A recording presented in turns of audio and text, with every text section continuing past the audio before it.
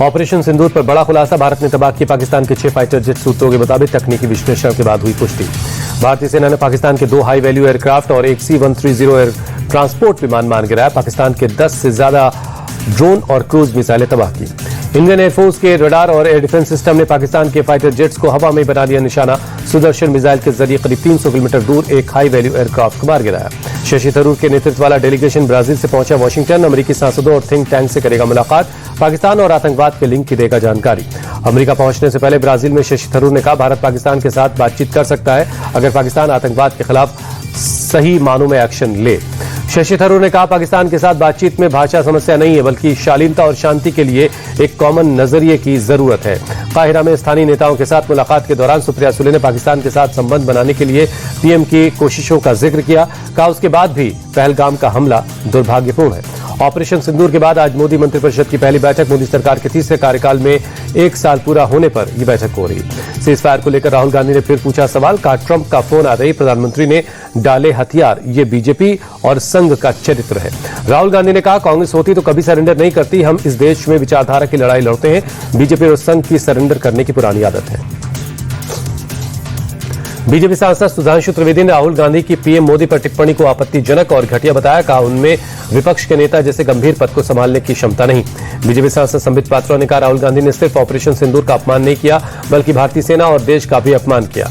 गुजरात में पाकिस्तान बॉर्डर पर आज इंडियन एयरफोर्स करेगी एक्सरसाइज। दोपहर 3:30 बजे से रात 9 बजे तक होगा अभ्यास। जारी किया गया नोटिस। पाकिस्तान के लिए जासूसी के आरोप में राजस्थान के पूर्व मंत्री का सचिव गिरफ्तार। शकूर खान से पूछताछ में आईएसआई एजेंट से बातचीत के बाद सबूत मिले। कोर्ट ने 7 दिन की रिमांड में भेजा। बिहार विधानसभा चुनाव में ओवैसी की एआईएमआईएम ने महागठबंधन के साथ चुनाव लड़ने का रखा प्रस्ताव। एआईएमआईएम प्रदेश अध्यक्ष अख्तरुल ईमान ने कहा, उनकी पार्टी को वोटों के बिखराव का डर है। अख्तरुल ईमान ने कहा, तेजस्वी यादव को भेजा गया महागठबंधन में शामिल होने का प्रस्ताव। अगर प्रस्ताव नहीं मानेंगे तो थर्ड फ्रंट के लिए दूसरे दलों से बातचीत की जाएगी। जस्टिस यशवंत वर्मा के खिलाफ महाभियोग की तैयारी। सूत्रों के मुताबिक कैशकांड को लेकर मानसून सेशन में लाया जा सकता है महाभियोग।